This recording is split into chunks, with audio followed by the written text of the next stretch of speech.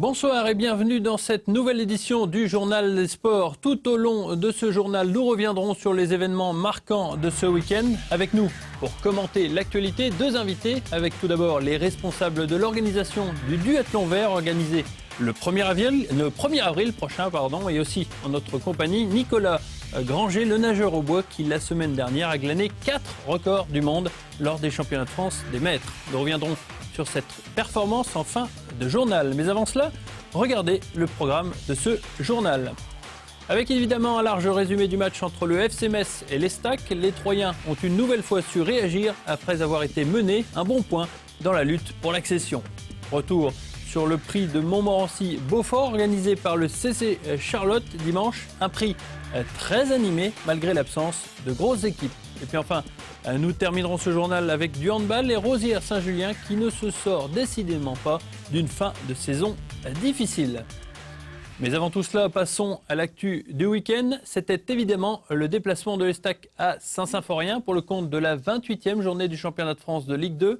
Restant sur 2 matchs sans victoire, les Troyens espéraient bien ramener quelque chose de leur voyage en Moselle. Une nouvelle fois, les joueurs de Jean-Marc Furlan ont prouvé qu'ils savaient réagir dans les moments difficiles pour accrocher un bon résultat sur une pelouse adverse. Résumé du match. Marcos capitaine et Keita titularisé à la place de Cáceres, voilà les retouches de dernière minute apportées par Jean-Marc Furlan pour ce match contre Metz. Son équipe rentre d'ailleurs très bien dans la rencontre. Psaume est tout proche de trouver le cadre dès la 2e minute. Pourtant, c'est en trompe-l'œil car c'est Metz qui va se montrer dominateur dans cette première période. Dès leur première occasion, ils font mouche par l'intermédiaire de leur buteur, l'ancien Troyen Duhamel. Encore menés 1-0 comme souvent cette saison, les Troyens vont subir pendant ces 45 premières minutes ce qui aura le don de faire réagir Jean-Marc Furlan dans le vestiaire. Et on a eu une première mi-temps un peu trop timide, comme une équipe qui ne veut pas perdre. Et je leur ai dit à la mi-temps que il faut s'enlever la peur de perdre et pratiquer notre football, être audacieux et se lâcher et accepter qu'il y ait des contres. Il faut croire que les paroles de l'entraîneur troyen sont bénéfiques car dès la reprise, avec l'entrée de Cáceres à la place de Saunier, malade, ces joueurs se montrent transformés balle au pied. Comme Metz en première mi-temps, leur première incursion sera la bonne à la 54e minute avec ce centre de Faussurier pour la reprise de Marcos qui égalise et marque son 9e but cette saison. Dans la foulée, les Aubois vont doubler la marque 8 minutes plus tard grâce à ce ballon de Drouin et à la vista de Cáceres. Le score passe de 1-0 à 1-2 pour les Stacks. Dominique Bijotta, l'entraîneur messin, ne comprend toujours pas le trou d'air de son équipe dans ce début de seconde période. C'est étonnant, ces errements à ce moment-là du match, alors qu'on peut avoir repris confiance avec l'ouverture du score. Et puis là, on est sanctionné durement. Malheureusement, les Aubois subiront beaucoup durant cette dernière demi-heure et ils concéderont un pénalty douteux à la 73e minute. Pénalty transformé encore une fois par Duhamel. La balle de match sera toutefois pour les Troyens avec ce pointu de Cáceres terminant sur le montant de Sissoko en fin de partie. Match nul pour les joueurs de Jean-Marc Furlan qui s'en tirent toutefois bien au vu de leur première mi-temps très médiocre. On est satisfait du résultat compte tenu des nombreux absents que nous avons. Clermont, Nantes et Sedan ayant fait match nul, les positions au classement ne bougent pas, personne ne parvient à se détacher. La prochaine journée, avec la réception de Clermont au Stade de l'Aube, devrait clarifier beaucoup de choses. Et on fait le point avec les autres résultats pour voir que c'est un peu le statu quo en tête du championnat, sauf pour Bastia qui a battu Amiens sans trop de soucis. Reims joue ce soir face au Mans et vous pouvez le voir, Nantes a fait match nul avec Boulogne, Clermont a fait match nul avec Istres et Sedan a fait match nul avec Angers. Ce qui fait que les positions ne bougent pas, si ce n'est que Bastia a maintenant 10 points d'avance sur Clermont. L'Estac est à égalité avec Reims avant le match donc de ce soir et Nantes et Sedan sont à 2 points derrière le club troyen. En CFA2, réussite pour le CFA2 de l'Estac B avec une victoire à Fleury-Mérogis grâce à des buts de Barreto et Bétiol. Le leader Feigny n'a pas eu de problème face à Arras, 2-0. Roy, en revanche, beaucoup plus de problèmes. L'Estac B est maintenant 5e, très peu de points donc du leader Feigny, 5 points. 3 reçoit Roy la semaine prochaine donc au complexe Henri Terré.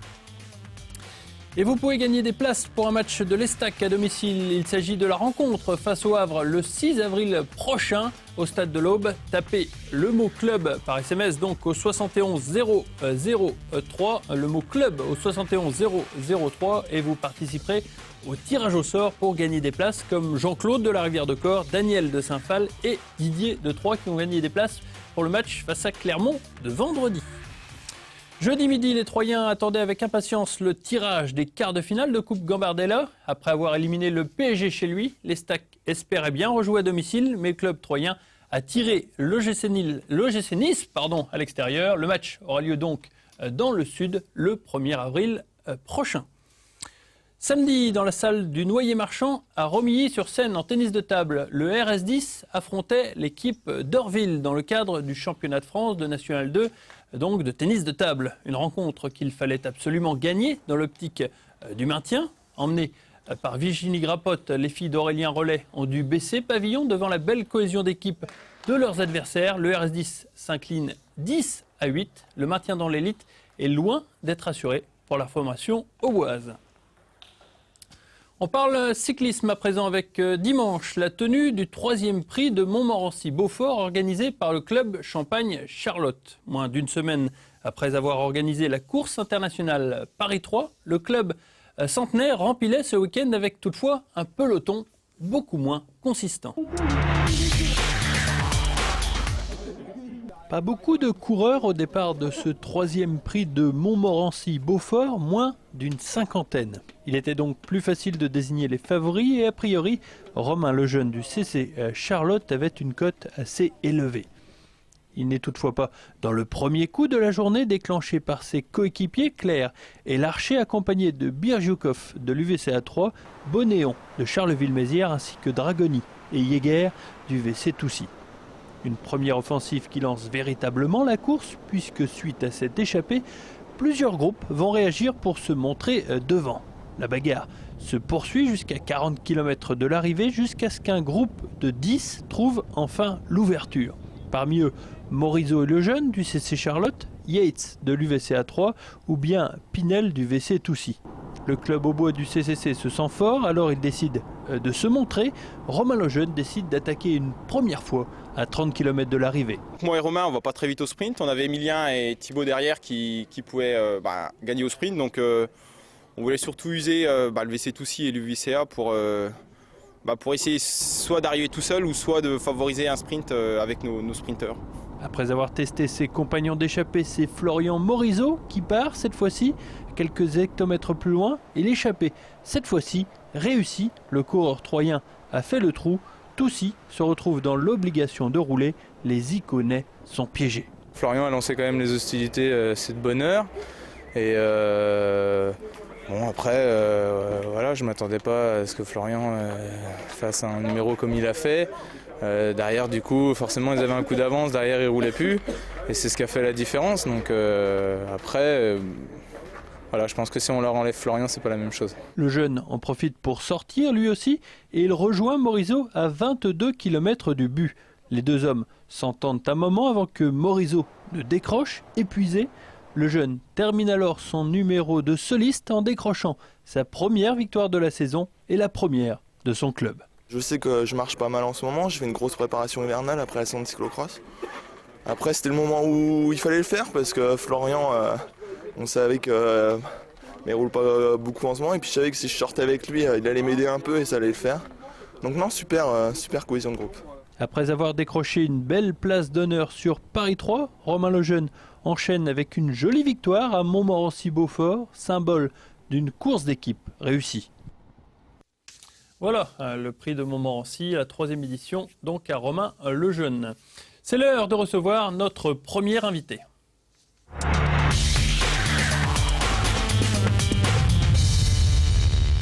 Avec nous pour parler de ce duathlon vert, Mathilde Lamblin et Caroline Ruel. Bonsoir, mesdemoiselles. Bonsoir. Un duathlon vert qui est un petit peu un événement dans le département de l'Aube, parce qu'un duathlon, si ma mémoire est bonne, je crois que ça faisait un petit peu près 10 ans qu'on n'en avait pas vu dans le département. C'est ça. Pourquoi un duathlon en particulier? Pourquoi pas une course à pied toute simple? Parce qu'on s'est dit que c'était justement, étant donné qu'il n'y en avait pas eu depuis longtemps, c'était un moyen de réunir beaucoup de monde et d'attirer un certain nombre d'adeptes. Et surtout qu'on le fait pour l'association Autisme Aube. Et donc du coup, c'est un moyen de la faire connaître dans un esprit un peu convivial. Tu as peur d'avoir une concurrence avec la course à pied, puisque je crois qu'il y a une course le même jour. On a appris ça après qu'on ait fixé la date, donc on était partis, donc il a fallu aller jusqu'au bout. Mais on se dit qu'après tout, justement, étant donné que c'est un événement original, peut-être que ça va faire la différence. Alors c'est un but caritatif, Caroline, parce que donc tous les bénéfices sont reversés à l'association Autisme Aube. Exactement. Ça faisait partie du projet Oui, on avait absolument voulu donc allier le duathlon vert à une cause importante, donc qui est l'handicap de l'autisme. Et l'association Autisme Aube donc fait partie de cet environnement-là. Et il faut savoir aussi que cette année, c'est la grande cause nationale de l'autisme. Et le 2 avril, il y a la journée nationale de l'autisme aussi. D'accord, donc la date n'a pas été choisie au hasard. Non, voilà. D'accord. C'est quoi le profil du concurrent duathlète? C'est un duathlète qui est sensibilisé forcément par l'autisme ou Pas forcément. De manière, notre objectif principal, c'est de faire connaître l'association. Donc c'est sûr que... on a fait en sorte de choisir déjà des distances qui pouvaient être adaptées pour des licenciés comme des non-licenciés. Et puis de manière, oui, le but c'est de réunir un maximum de monde pour faire connaître l'association. Donc, la distance, c'est quand même assez difficile, les catégories d'âge. Et puis, en fait, on a pris par rapport aux normes de ce qui se fait et on a pris vraiment l'échelle basse pour attirer d'une part les licenciés, parce que si on avait pris des distances trop courtes, ils n'auraient pas voulu venir, et si on prenait pas assez... Et vous avez pensé à tout le monde, puisque les enfants sont également conviés. Oui, il y a 2 courses, donc il y en a une pour les 8-12 ans et une autre pour les 12-16 ans. Quel est le parcours? C'est au complexe Henri Terré. D'accord. Tout se déroule à l'intérieur du complexe. D'accord. Pourquoi vert? C'est justement parce qu'il se déroule à l'intérieur du complexe Henri Terré? Oui, parce que ça va être avec des VTT. D'accord. Et donc là, c'est la première fois qu'il y en a un dans le département de l'Aube. D'accord. Duathlon, donc course à pied et vélo, c'est un petit peu nouveau pour vous en organisation? Oui, on n'avait jamais fait ça.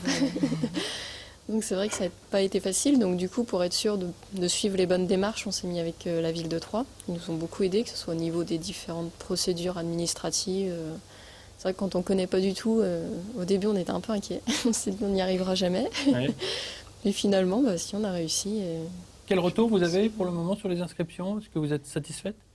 Pas vraiment. Pas pour l'instant, non. On espère que ça va se manifester. C'est-à-dire nous, on attend pour la course adulte environ 150 personnes et pour chaque course enfant environ 50 personnes. D'accord. Donc là, on en est loin, donc on va espérer que... Mais justement, grâce à cette émission, on sensibilise un petit peu les duathlètes dans l'âme devant leur télévision. Comment on fait pour s'inscrire justement? Il y a des bulletins d'inscription qui sont téléchargeables sur le site internet, qu'on trouve sur Google facilement. Et puis sinon, on en a distribué un petit peu dans beaucoup de boulangeries. Troyen, agglomération troyenne. D'accord, le site internet, son adresse duathlonvert-over-blog.com. C'est simple. Ça vous donne pas envie de remonter sur le vélo, Olivier Nicolas, je confonds avec Olivier Corpel. J'avais compris que c'était Olivier Corpel. Malheureusement non, parce que j'ai quelques projets encore en natation à mener. Mais par contre, je leur souhaite toute la réussite qu'elles méritent, parce que c'est vrai que j'ai été triathlète. Le duathlon, c'était pas trop mon truc. Il manquait la natation, c'était quand même mon point fort. Primordial. Voilà. Mais c'est vrai qu'un duathlon vert dans le complexe, ça va être sympa. Je crois que ce qu'il faut surtout, c'est démystifier un petit peu ça. C'est-à-dire qu'on a vraiment l'impression que c'est très difficile. Or, c'est relativement accessible en s'entraînant un minimum. Je crois que c'est important de le dire. Pour les gens qui voudraient essayer, je les engage à essayer. Je pense que l'organisateur en a besoin. Et je crois que c'est vrai qu'une organisation comme celle-ci mérite d'avoir la réussite qui peut en découler, quoi. Merci, bonne pub pour Nicolas Granger. Donc le duathlon vert, c'est donc le 1er avril prochain, à partir de 10h. 10h. Jusqu'à quelle heure pour les dernières courses? La course adulte, elle est à 11h15. Voilà, si vous ne voulez pas vous inscrire, vous pouvez très bien encourager tous les gens au complexe Henri Terré. Est-ce qu'on peut s'inscrire sur place? Oui, jusque 45 minutes avant le départ. D'accord, bon, allez, on va essayer de de s'inscrire donc pour cette course du 1er avril prochain. Merci en tout cas, mesdemoiselles, et on vous souhaite bonne chance pour que vous y arriviez à ces 200 participants donc combinés. Merci beaucoup. La suite de cette édition, c'est avec du handball, avec la fin de saison assez calamiteuse de Rosières-Saint-Julien qui accumule les défaites depuis quelques matchs. En accueillant la Lanterne Rouge, Bonny, samedi soir, les Sancéo Coyotes espéraient bien se relancer afin de se mettre à l'abri de la relégation. Ce fut désastreux. Reportage. Avec 4 joueuses cadres absentes pour affronter le dernier de la poule, a priori, rien d'insoluble pour les Sancéo Coyotes, car jusqu'à maintenant, les Ardennaises n'avaient gagné qu'une seule rencontre. Pourtant, ce match a tout d'un match piège avec, très rapidement, la blessure de Justine Pambay qui vient remettre en cause le bon ordonnancement du RSJH. Ceci, conjugué à la volonté de Bonny de réussir une belle partie, les Auboises coulent alors lentement. Avec 2 buts de retard à la mi-temps, rien n'est toutefois perdu. Mais voilà, mis à part la bonne volonté de Nafi Niang et Margot Simonet, le reste de l'équipe est incapable de s'élever au pourtant faible niveau de Bonny. Toujours distancée au score, l'équipe de Cathy Maieyo va aussi perdre sur une exclusion sa meilleure buteuse Wendy Hill pour une faute vraiment très stupide. Wendy, qui entre nous a quand même 3 années de niveau national, ne devrait pas, à son âge, tomber dans des travers tels que celui-là, à prendre 3 fois 2 minutes, et notamment la 3e exclusion qui nous fait perdre, qui nous fait perdre le match. Il faut quand même pas se cacher la vue. Sur le banc, on tergiverse aussi avec un oubli de la prise en strict de Pauline Taupin, la joueuse majeure ardennaise. Et malgré cet enchaînement de maladresse, Rosières parvient toutefois à revenir dans les roues de Bonny dans les ultimes minutes. À 57 secondes de la fin, on confie la dernière balle à Justine Pambay, revenue sur le terrain, quasi mourante, et qui évidemment ne peut tirer dans des conditions adéquates. Le RSJH s'incline alors, logiquement, 29-28. Nous, effectivement, on a moins de monde aujourd'hui, parce qu'il y a énormément de blessés, notamment 4 joueuses cadres, 4 joueuses d'une set de départ. Mais ceci n'explique pas cela. Je veux dire, les deuxièmes couteaux sont logiquement, en fin de saison, capables d'aller battre un dernier. Je suis vraiment très, très en colère sur l'ensemble de l'équipe, parce que je pense qu'elles n'ont pas produit ce qu'elles devaient produire. À quelques matchs de la fin, Rosières-Saint-Julien, qui semblait sauvé, est aujourd'hui menacé de relégation. Il serait grand temps pour l'équipe de Cathy Maieyo de sortir le bleu de chauffe afin d'éviter une nouvelle humiliation d'ici la fin de saison. Voilà, Justine Pambay qui souffrirait d'une épicondylite qui la priverait de handball jusqu'à la fin de la saison. Affaire à suivre. Justement, les résultats de handball pour voir que Rosières au classement a quelque peu reculé suite à cette défaite face à Bonny. Dans le même temps, Yutz a battu Altkirch 31-25 au classement. Rosières-Saint-Julien donc recule au classement, 7e place, mais plus très loin donc des relégables, notamment Jarville et Altkirch. En handball national 2 féminine, en revanche, ça rigole toujours pour Sainte-Maure-3. Victoire de donc plus de 9 buts à Amnéville. Dans le même temps, Montargis a battu Strasbourg sans problème, 45-31 au classement. Sainte-Maure-3 toujours en tête. 4 points d'avance face à Montargis. Le match, justement, Sainte-Maure-3-Montargis décidera de l'issue du championnat la semaine prochaine, même si c'est déjà un petit peu fait. En handball garçon, l'Étac et le Savino-Chaplin se sont inclinés tous les deux. Défaite logique pour l'Étac chez le leader, la Terrouane. Quant à Savino-Chaplin, il est probable que les dernières intentions de maintien se sont envolées, puisqu'au classement, Savino-Chaplin est avant-dernier, alors que l'Étac est en 7e position. Allez, c'est le moment donc de parler à notre dernier invité.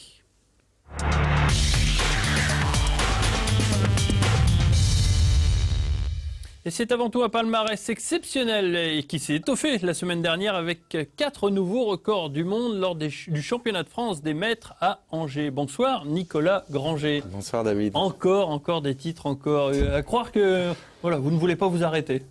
Pourquoi oui. J'avais un petit peu baissé de pied, puis l'envie m'est revenue, j'allais dire un petit peu symboliquement. Le jour où les 2 Français ont été champions du monde du 100 mètres d'eau, je me suis remis à l'entraînement aussi. Et puis les compétitions de début de saison ont été bonnes. Donc comme je changeais de catégorie, on change de catégorie tous les 5 ans, j'arrivais dans une nouvelle catégorie, je me suis lancé de nouveaux défis. C'est quelle catégorie ? 45-49, catégorie 5, vétéran 5e catégorie. Ouais. Donc fini le triathlon ? Fini le triathlon pour le moment, j'ai un petit peu mis une croix dessus pour refaire de la natation de façon plus intensive et plus spécifique. Un petit peu de course à pied à l'entraînement pour changer d'air de temps en temps, au moins 1 ou 2 fois par semaine et puis voilà. 4 records du monde dans combien de catégories différentes ? Là, en fait, j'ai battu les records du monde dans la catégorie 5. Même un ou 2 de ces records sont meilleurs que ceux de la catégorie précédente, de la catégorie 4. Pas mal. Avec, j'allais dire 100% de réussite, parce que je partais vraiment pour faire 4 records du monde dans le meilleur des cas. Donc ça s'est bien passé. Ouais. Honnêtement, vous vous attendiez à tout cela avant de débuter la compétition ? Moi, j'espérais faire les records. Après, c'est vrai que je les ai battus pour certains avec une grande marge. Non, je ne pensais pas être à ce niveau de performance-là. Mais bon, je ne vais pas bouder mon plaisir, au contraire. Et j'allais dire, j'en profite parce que je sais que peut-être jamais plus je ne nagerai à ce niveau-là. C'est un petit peu la chance que j'ai maintenant, c'est de me dire, il faut vraiment en profiter de ce que j'arrive à faire. Ouais. Si je ne le fais plus, ce n'est pas grave, vu que je prends beaucoup de plaisir à le faire et que c'est bien là l'essentiel. Quand on se retourne sur votre palmarès, on se dit c'est quand même énorme ce qu'il arrive encore à faire, même si vous n'êtes pas grabataire, mais quand on se retourne, vous avez été champion de France déjà beaucoup de fois, titillé les Jeux Olympiques. Honnêtement, qu'est-ce qui vous fait encore nager Alors uniquement le plaisir, vraiment uniquement le plaisir. Et puis c'est vrai que ça me donne une ligne de conduite dans ma vie personnelle, c'est-à-dire que tous les jours aller s'entraîner, ça crée un objectif. Pour soi-même, dans son hygiène de vie, dans son équilibre alimentaire, dans son équilibre de sommeil. Moi, ça m'aide en fait à rythmer ma vie. Ça me permet aussi de faire des transitions, ça me permet aussi d'évacuer certaines tensions ou certaines fatigues du travail. Enfin voilà, c'est vraiment ma soupape. Et tant que ça le sera, je pense que je continuerai vraiment à me faire plaisir. Les performances suivront ou non, je crois que c'est vraiment pas ça l'essentiel.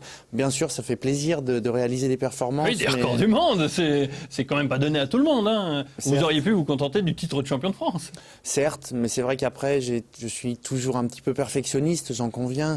Mais vraiment, c'est plus que du bonheur. J'arrive vraiment à optimiser ce plaisir-là et c'est vraiment ça qui me permet de continuer encore. C'est peut-être une façon d'en profiter, de faire oublier l'époque où vous étiez malade, ou vous n'avez pas profité de tout cela? Oui, c'est aussi, on dit classiquement une revanche sur la vie, mais c'est plus que ça. J'allais dire, j'étais dans ces championnats avec le simple plaisir d'être là déjà à la base, partager avec des copains qu'on voit plus très souvent, des gens qu'on retrouve sur ces championnats uniquement. Et puis qu'on retrouvera au championnat du monde dans 3 mois, parce qu'il y a des championnats du monde qui s'annoncent. Des ambitions pour ce championnat du monde? Ouais, ce sera encore essayer d'aller glaner quelques titres. Je m'y emploie, j'ai repris l'entraînement d'ores et déjà, même si on est satisfait de la compétition, il faut remettre le métier sur l'ouvrage, repartir. Puis ça encourage, quoi. On se dit, les championnats du monde, pourquoi pas? Voilà, c'est vrai que j'y ai participé la dernière fois il y a 8 ans. Je sortais juste de maladie. Cette fois-ci, j'ai envie d'y aller en pleine possession de mes moyens pour voir ce qu'on arrivera à faire et surtout profiter de l'événement vraiment à 100%. Félicitations Nicolas, en tout cas, pour ces 4 nouveaux records du monde, pour ces titres de champion de France. Félicitations encore, parce que cette carrière mérite vraiment des applaudissements, messieurs, dames, parce que honnêtement, Nicolas, bravo, parce que vous montrez l'exemple à tous encore, à plus de 45 ans. Bravo. Merci. Et on se donne rendez-vous pour les championnats du monde. On essaiera de vous suivre, donc, qui se déroule à Riccione, à Rimini, c'est une station balnéaire en Italie. On réfléchira pour l'Italie, ça fait peut-être un peu loin, mais bon, on verra.